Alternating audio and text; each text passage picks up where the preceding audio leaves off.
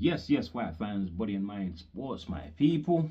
You are fully appreciated in this round, my guys, my people. Come on, my people. Let's settle down and talk about this Ring 4 card, Night of Champions. Now, it delivered an absolute bloodbath, a very bloodthirsty fight card, the main fight card. But you know, the the prelims also delivered two fights in the prelims. First, in the middleweight division, we had Vitor Milnicki defending his WBO Global strap, whatever that means. I guess another minor belt for Pete's sake, my guys, my people. But look, he successfully defended against Samuel Umoma, an undefeated Nigerian fighter coming in, and did so in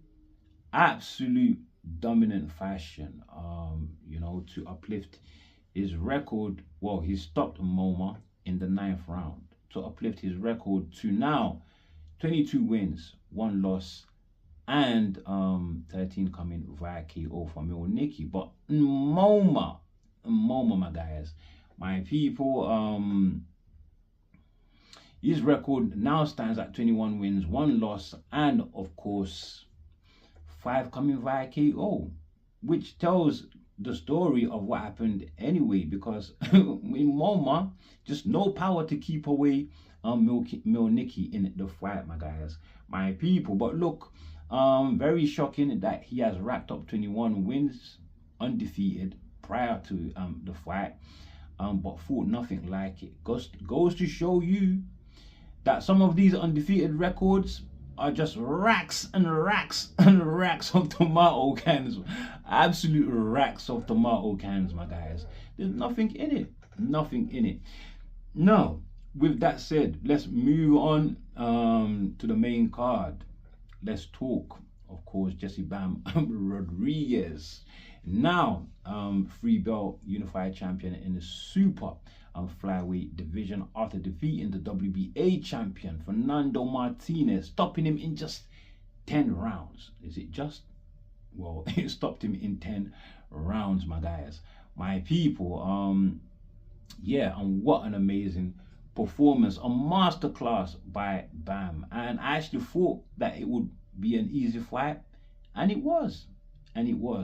Although I thought Bam would stop him maybe 7th or 8th round, and he could have, but Bam took his feet off the pedal. He just cruised through, my guys. He just cruised through, having an easy night, treating the fight like a sparring session. You wouldn't think he was in there with another undefeated champion, my guys, my people. The angles, the faster foot speed, the faster hands, the fight IQ, punch selection, punch variation, going body and head, totally you can tell was having a real effect on Martinez, who's just a come forward fighter, throws punches from awkward angles, but on most part very predictable. He likes to be relentless, got a great gas tank, but that's about it. And by the 2nd round, my guys, the early investment in the body punches really had taken a toll, and by the 3rd and 4th, yeah, he was totally immobilized, nothing real coming back at Bam, my guys, my people. And by the 5th, Bam's got him bleeding from the nose, my guys. The end was inevitable because all his energy and fight was sapped out of him. He was just going on spirit alone. And yeah, the sweeping left hook came for the finish in the 10th, and that was it. Bam ran him right into it, my guys, my people. So what next for Bam Rodriguez? He wants to become undisputed champion, and he wants the winner of Wilbardo Garcia versus Kenshiro Taraji, my guys, my people. Wilbardo, the IBF champion, Taraji, the former WBC flyweight champion. It is his debut in the super flyweight and attempting to become a 2-division champion, my guys, my people. but what could be in the way of Bam, unifying with the winner of that fight is Andrew Maloney, who is the IBF mandatory, and the IBF are only allowing Wilbardo and Kenshiro to fight if they agree that the winner will fight the mandatory Maloney next. So Maloney could get in the way of a BAM undisputed unification, my guys, my people. Fingers crossed that doesn't happen, because I want to see this man go places. He's already a first ballot Hall of Famer. He becomes undisputed and is 100% one of the greatest to have done it at just 25 years old, my guys, my people. Amazing stuff. Absolutely amazing. Give it up for Bam, man. Who is number 4 pound for pound as well, only behind Usyk, Crawford, and Naya Inoue, would you believe, at the age of 25. Now, with that said, let's move on. We also had sensational talent. Abdullah Mason, my guys, my people, versus Sam Noakes. Abdullah defeating Sam Noakes for the vacant lightweight WBO strap to become the youngest current champion in the sport, my guys, at the age of 21. But the unanimous decision win, was not an easy one. It was very hard fought. And I didn't think it would go this way. I actually thought that Sam Noakes was tailor-made for Abdullah Mason, and Mason was going to make it easy for himself with his superior skill level. The fact that he's younger, he is, an inch taller, but has a much longer reach. To box on the outside, make it easy, make it safe, cruise to a win, my guys, my people. But Sam Noakes, he came with different ideas, and he forced Abdullah Mason into a real dogfight, a real battle of attrition, in which I would say Abdullah Mason was thoroughly shining and winning the majority of the rounds, not going scot-free without getting hit. So he was getting hit too, but Sam Noakes, still, the conditioning, the strength, where does he find it to keep going even when he's getting hurt? Right from early in the fight, the second round, he was already hurt. Throughout the fight, he'd been hurt several times with hooks, body shots that had him wincing, my guys, my people, and retreating, right? Good God, but he's really got this deceptive style that makes you think that because of his slow feet, he can't close the distance. But he has this method that that 1 minute is at point A, and then next minute is at point B. How does he move? Because he's very slow with his feet, but he just bloods on, my guys. He's got this real hard hat lunch bell style, just get it done attitude, and I love that about him. He also gave as much as he got. He landed some overhand rights and dug to the body a few times. That got Abdullah Mason's attention. But overall, I only gave Sam Noakes just 3 rounds out of the fight, my guys. But a brilliant fighter, and he's definitely one of a fan out of me. 100%, my guys, my people. Yeah, and he went through a lot in the fight, Sam Noakes. There was a head clash, I believe, in the second, that hurt Sam Noakes badly in his eye. Abdullah Mason cut, minor cut to the forehead, and as the fight grew, Sam Noakes' nose busted, blood just pouring from nose and mouth. As for Mason, a slight minor cut to the base of his eyelid. Very tough fight. For me, not only the best fight of the card, but a contender for fight of the year. And Abdullah Mason, he shone, but in a different way tonight. Showed real grit, showed real determination, showed a chin from a power puncher. So he was getting hit by a power puncher and he was just absorbing those punches, boy. Great win for him. I wonder what's next. Now, the winner of Raymond Muratala and Andy Cruz, my guys, my people who are fighting on the 24th of January. I think that would be good for him. We also have Shakur Stevenson, who is moving up to 140 pounds to face Teofimo Lopez for his WBO strap. Now, let's say Shakur claims a title in a 4th division, right? Is he gonna come back down to 135? Or will he relinquish the titles? Well, if he does relinquish that WBC title at 135, there's a title there for Muratala. I mean, for Mason or anybody else in position to collect, my guys, my people. Or someone, if Abdullah can maneuver himself in position, great. Then we also have, of course, Gervonta Tank Davis, but only God knows what Gervonta Tank Davis is doing now. If not putting his hands on somebody else, he's pulling out of fights, right?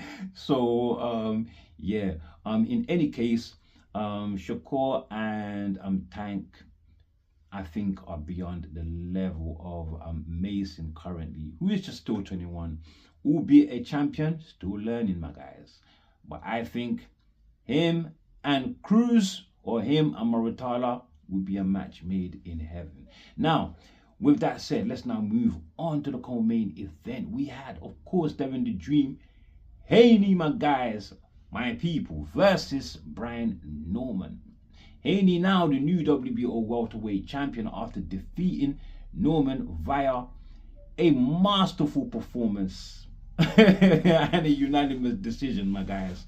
My people, what an absolute performance from Haney. Some people really, really hate in saying that Haney fought a boring fight. Eddie Hearn, of course, one of those people, and even alluding that Turki Al-Sheikh thought the fight was boring. Now, I find it hard to believe because I think Turki, if he's not pleased with this fight, with the entire fight card, and even this fight, even if it means just parts of the fight, I will be shocked. Turki Al-Sheikh, who said no more Tom and Jerry fights, so no more Tom and Jerry fights. He wants to see blood and he wants to see smashing of faces. Well, this fight got smashing of faces, and every fight on the main card saw blood and smashing of faces. Well, Devin the Dream Haney and Norman was no different, my guys, my people. I thought that Haney, masterful in his boxing, that he mixed real responsible boxing with perfect aggression. And perfect aggression, I mean just the right amount of aggression, that he used to keep Norman in check.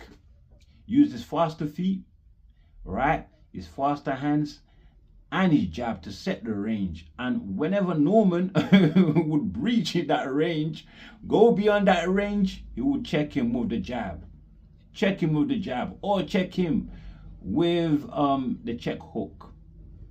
Either side, right or left, my guys, my people. And in the second, that check hook came perfectly when Norman strayed beyond the range, throwing a left hook. And guess what?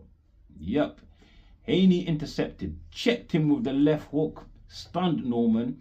Haney followed through with another left hook, then a right cross, sending Norman to the canvas and boss his nose. Boss his nose, my guys, my people. Haney went for the finish, couldn't get the finish. I don't think Haney's a great finisher. That's something he needs to work on, my guys, my people. So he didn't get the finish, right? But I really like the way that by the end of the fight itself, Norman had totally run out of ideas. Haney had frustrated him so much and landed so much on him that he just given up and just resorted to just wrestling and spoiling, my guys, my people. That is how you tame a huge power puncher that can wipe out your memories, such as Norman. Just like Devin the Dream Haney did on the night, my guys, my people. Absolute Masterful boxing by Devin the Dream Haney. Complete shutout. You could give maybe round 8, 9 to Norman, swing rounds, but I still gave it to Haney. I thought that he landed the cleaner punches and was in total control of the fight, my guys. My people, from beginning to end. Yeah, and he showcased power. Haney, who's known as Pillar Fist in the lower divisions, right? Not until he got to 140, we saw him put up a masterclass against Pro Gray and dropped him. Well, something similar here. Not as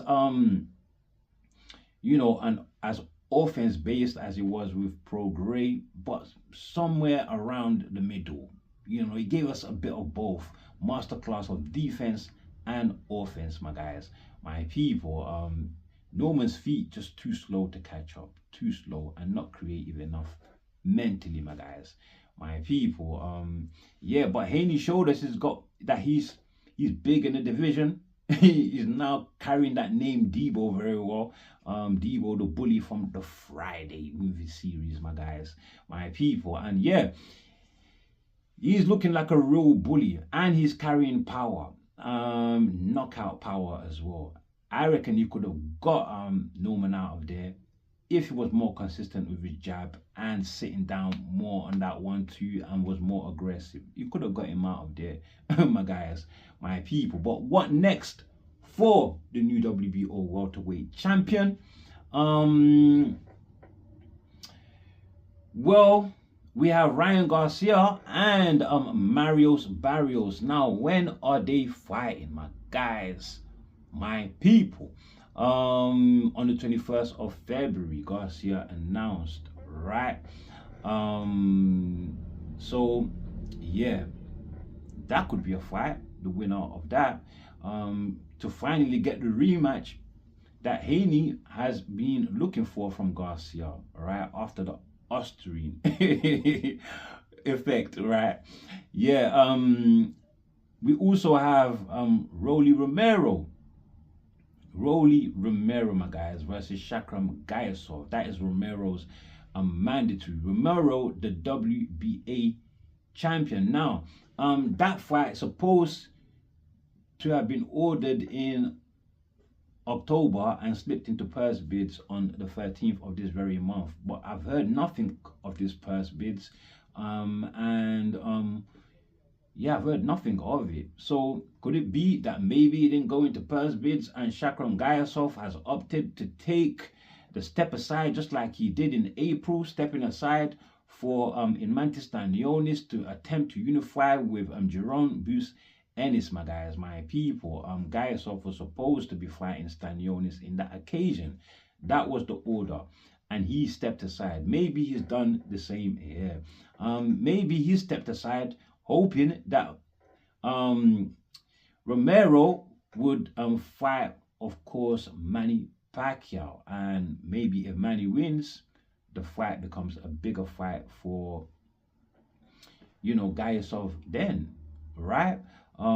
Because he will still be mandatory to the WBA, So, yeah, ain't that something, right? Ain't that something? But I think Haney could also fight Ben. Ben, who was targeting Barrios for that WBC strap. It carries real importance in his family heritage, since his father, Nigel Ben, also held the same belt, my guys, my people. But come on, a champion is a champion. If you can't get the WBC, go for the IBF. Crocker is there. And he's a big fight, my guys, my people. I say, let's get it, my guys, my people. Whoever Haney fights, I don't care, because he's willing to fight anybody. He's proved it time and time and time and time again, my guys, my people. But with that said, let's now move on to the main event. That's right. David Benavidez retaining his WBC strap in the light heavyweight division, defeating I believe number 5 light heavyweight in the world, Anthony Yarde, my guys, my people, stopping him in the 7th round. As I predicted, the stoppage would come around, around that, the 7th or the 8th round, as I predicted. Listen, man, this was a real bloody fight. Real bloody fight. The most bloodiest of all the fights. Sam Noaks, Abdullah Mason was bloody, but this one, bloody, right? And yeah, you can tell right from the bell that Benavidez, he wanted to start fast. He measured his range.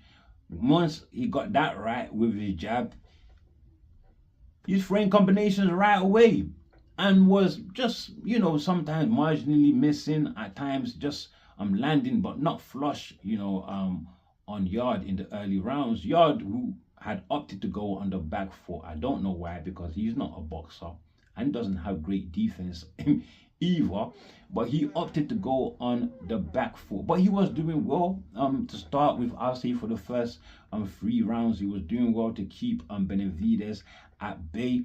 I think because of Yarde's size being natural to the division, right?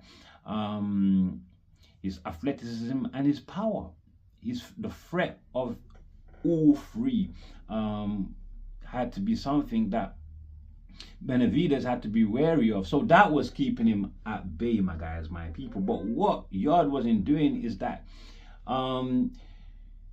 although he was also, sort of punching in between Benavidez's combinations, so that he wouldn't go into a flurry where he's landing 2, 3, 4 punch combinations. He was sticking something in between and stopping Benavidez in his tracks. But what Yarde wasn't doing is that he wasn't putting enough ferocity into those punches, my guys, my people. He was not punching with mean intentions. And Benavidez, he saw this and thought, what all these pity-pat punches that this big guy is throwing at me? I thought I was going to get more.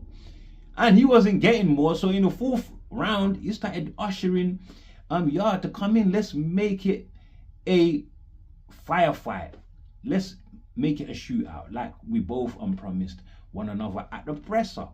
And Yarde seemed like he obliged, met Benavidez in the middle. But as soon as Benavidez gets even a slight success, Yarde will give up ground easily and push himself back to the ropes for some reason, even though he was the bigger guy and not a boxer, my guys, my people. And Yarde and Benavidez thought, okay,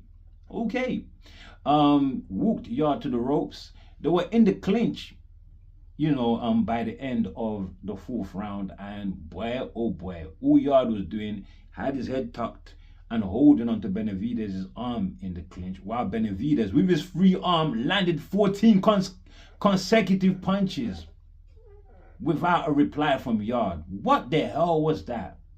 Did he not learn anything from the Better Beef fight? Because I believe Better Beef did something similar to him, right in the corner of the ring, my guys, my people. Absolutely crazy. Push the man damn away, or hold him tight and clinch, or push him off you.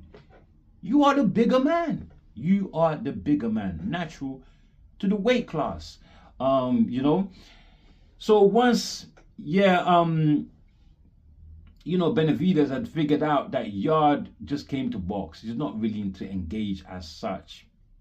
Things just went on more or less the same. And by the 6th round, he had busted up Yarde's nose very, very badly, my guys, my people, just before the bell went. Yarde in that 6th round actually opened well with a nice shot and was pushing Benavidez back to the ropes and was having good success. He was winning the round, but as soon as Benavidez lands a few, he's giving up ground again. Crazy. Now, Tunde faced, well, before we get to that, so in the 6th round, his face was totally busted up. His nose, his eyes puffy. And and then he went to his corner, came out for the seventh round. But Benavidez at that time had figured him out and just poured it on him. Totally poured it on him, my guys. And got the stoppage. Good for the referee to step in because Yarde didn't go down. But if I was the ref, I possibly would have stopped it in the 6th round. If I was Yarde's corner, I would have threw the towel in the 6th round because there was no other way out of this, my guys, my people. But look, Yarde, why couldn't he stand with Benavidez in the middle of the ring, my guys, my people, even though he was the bigger man? Why couldn't he keep up with Benavidez?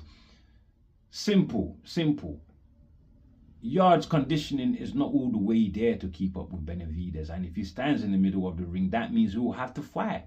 Not only is his cardio not there, but I think he's had a bit of stuffing beaten out of him from when he met Kovalev and when he met Benavidez in those championship fights. Came extremely way too early, my guys, my people. Where for Yarde from here? Where to go? Get the Joshua Buatsi fight ASAP, because world level is very dangerous for Yarde right now. I doubt if we'll get another title shot anytime soon, my guys. Maybe too late. Now, Buatsi, he wanted the winner, so he wants David Benavidez, but look, that's dangerous for him. If he wants to have some years left in his career, I would say take the Yarde fight, because it's out the bag now how to beat Yarde. Just keep him working, or you keep working. You get tired eventually. My guys, and have a decent defense, my guys, my people. Now, as for David Benavidez, he wants to go on to face Zeldo Ramirez in the cruiserweight division, so he's not even looking at Buatsi, my guys. He wants to face Zeldo Ramirez in May 2nd, I believe.